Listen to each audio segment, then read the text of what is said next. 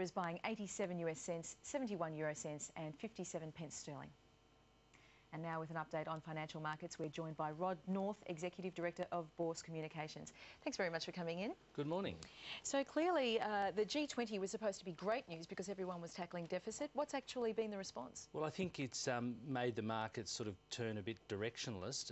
It's been quite interesting because, of course, we had our own Deputy Prime Minister saying that Australia was in a position where it was quite unique. In fact, the only other country I think could say the same thing would be Canada, that we'll be in a position potentially to see ourselves return to a surplus by 2013, whereas all the other G20 countries are in a position where they're looking at trying to halve their deficits. So there's still a long way to go, and I think markets are still a bit spooked by the fact that, you know, we've got a very high level of debt that's got to be dealt with, and yes, rates for most of the G20 countries are at record low levels and likely to stay there for some time until we see the recovery kick in. Markets are obviously still very concerned that the global economic recovery, such that it is still extremely fragile.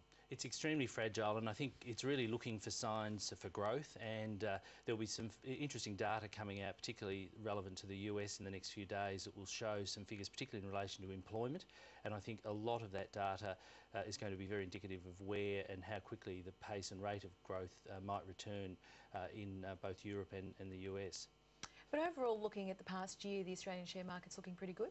Yes, if you look sort of from a June to June period, and I mean, we're right at the sort of death knell of the 30th of June, so there's likely to be a fair bit of tax selling happening, although the market sort of turned fairly flat because of political factors, you know, the uncertainty of, you know, when the next election in Australia is likely to be called. But we've actually seen the share market rise 14% sort of year to date from June to June. But then interestingly enough, if you look back to March 2009, we've actually seen the market rise 42%.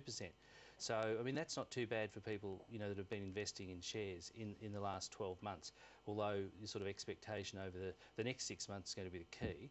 And I think we're probably in a situation where we're likely to see a fair bit of takeover activity start to happen, because many companies are really looking to grow strategically as opposed to organically.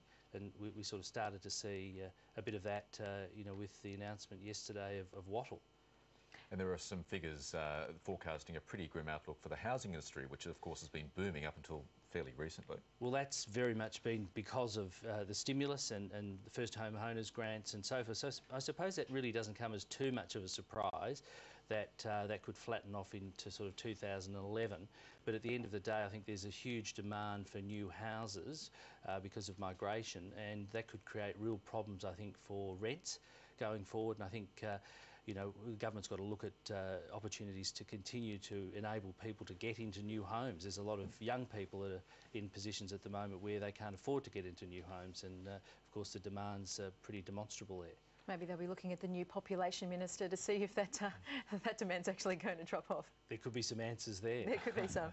But also we've got company reporting season coming up. What are you expecting from that? Well, look, it's been quite interesting because over the last couple of weeks we've seen a lot of companies put out guidance and profit downgrades. So I think there's a bit of an expectation perhaps that, you know, with the company reporting season, that last 6 months has not necessarily been as good as people, you know, would have thought. So I think the sort of outlook for the next 6 months is going to largely be dependent on, you know, what happens, you know, with the election, you know, what happens with companies being able to restore growth either organically and getting confidence back into markets. And I think that's, markets don't like uncertainty, and we're really, you know, in a very uncertain sort of period of time now, both, you know, domestically and internationally. And once that's resolved, I think that will create opportunities. But I think we're going to see a lot of takeover activity in the next 6 months. So what are you expecting from the share market today? Share market today is going to be very flat, you know, off the lead from Wall Street. Futures are really showing probably about a 20% decline today. Terrific. Rod North, thank you very much for coming in. Thank you. Now coming